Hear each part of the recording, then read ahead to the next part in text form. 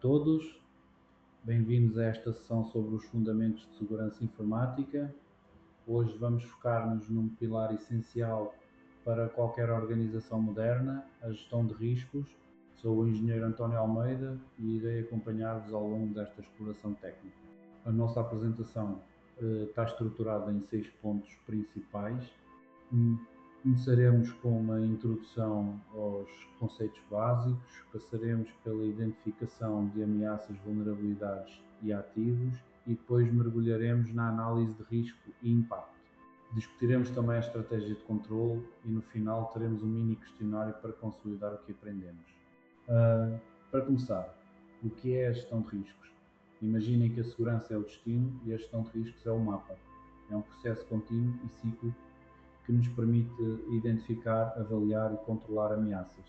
Não é algo que se faz uma vez e se esquece, precisa de ser revisto regularmente para apoiar decisões informadas. As etapas fundamentais são a identificação, saber o que pode correr mal, e a análise, entender a probabilidade e o impacto de cada evento. A identificação dos riscos é a fundação de tudo. Antes de protegermos algo, precisamos de conhecer o contexto da empresa. Utilizamos ferramentas como a análise SWOT para identificar pontos fortes e fracos, definimos os nossos alvos e listamos os ativos valiosos.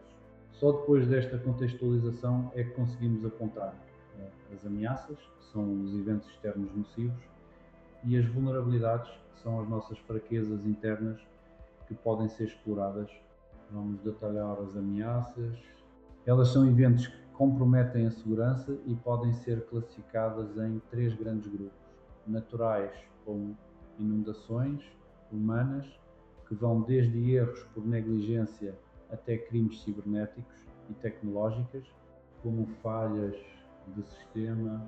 Uma forma eficaz de as organizar é através de uma árvore de ameaças, onde os ramos são as categorias gerais e as folhas representam riscos específicos, como o phishing. Se as ameaças são os perigos externos, as vulnerabilidades são as portas abertas da nossa casa. Podem ser físicas, como uma janela destrancada; humanas, como a falta de formação dos funcionários que usam senhas fracas; ou tecnológicas, como software desatualizado. Identificar estas fragilidades é crítico, mas lembrem-se, a lista de vulnerabilidades de uma empresa é informação altamente sensível e deve ser protegida com o máximo rigor. Agora, o que estamos a proteger? Os ativos. Estes podem ser tangíveis, como servidores e computadores, ou intangíveis, como a reputação da marca e a propriedade intelectual.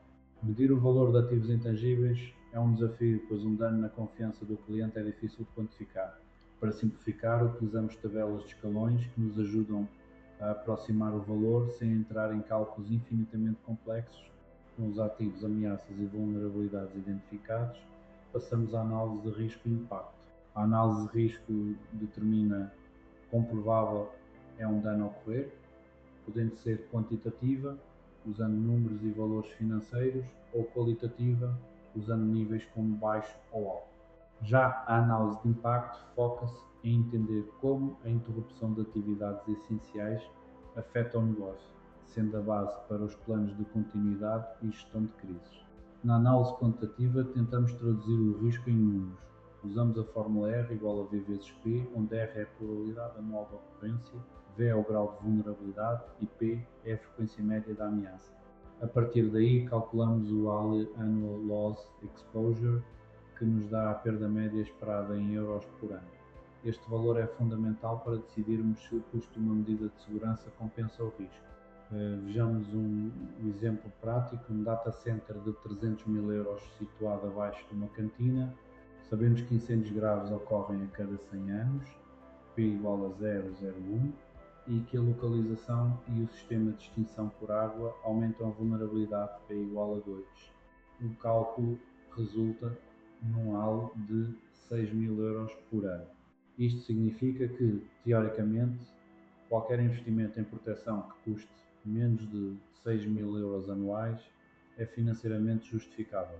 Para praticarmos, proponho este cenário: uma empresa com dados de clientes avaliados em 100 mil euros, sem backups, que sofreu um ataque de ransomware. A probabilidade de sucesso do ataque é de 5% por ano, e o custo de recuperação é de 50 mil euros.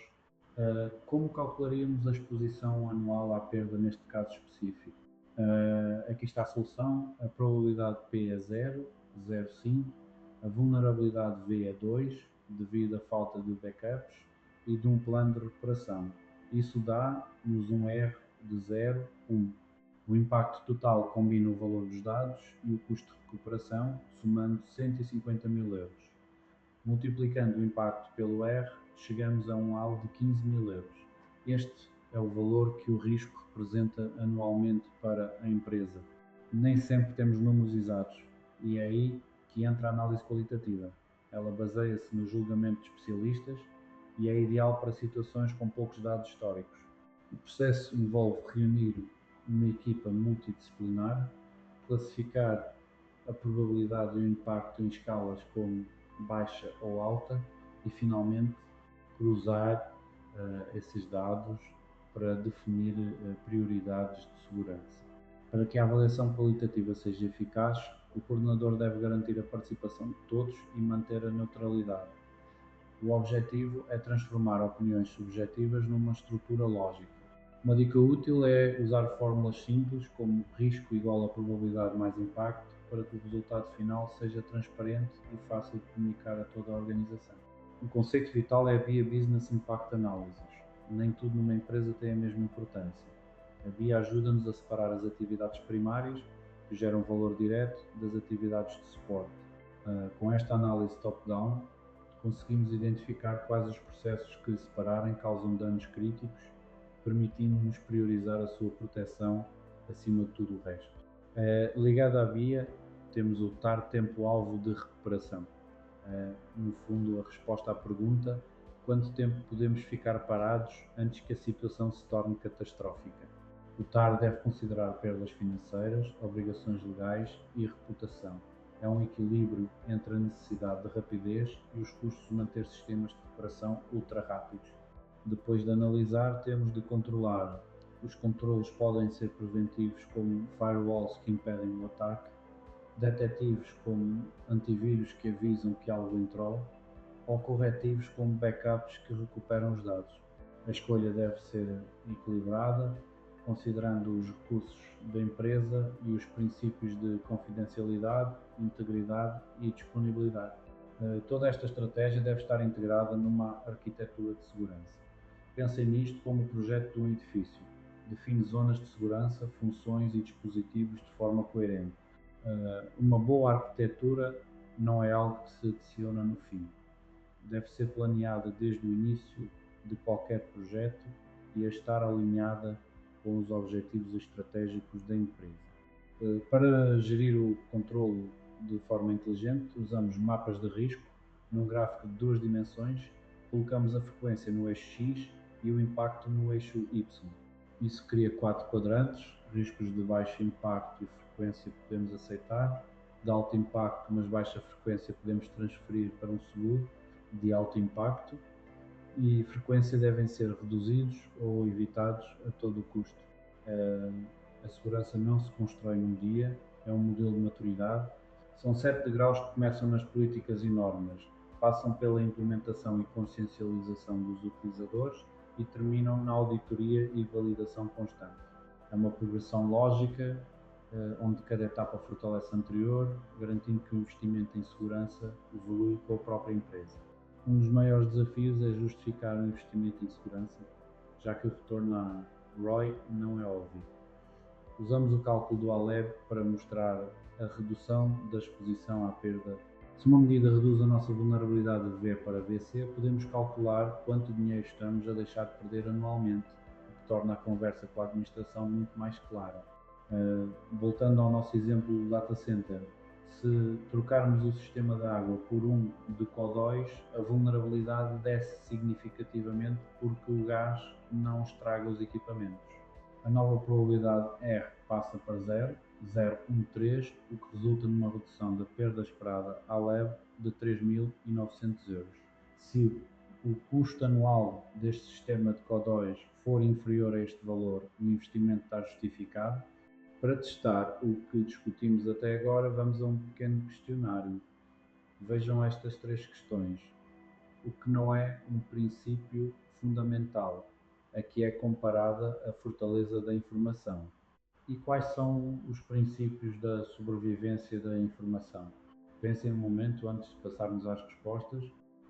Aqui temos as soluções, a relação custo-benefício é uma métrica de gestão, não um princípio de segurança como a disponibilidade.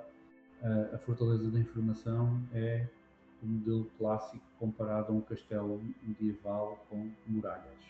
E no modelo de sobrevivência, a eliminação não é um princípio, o foco está na resistência e continuidade.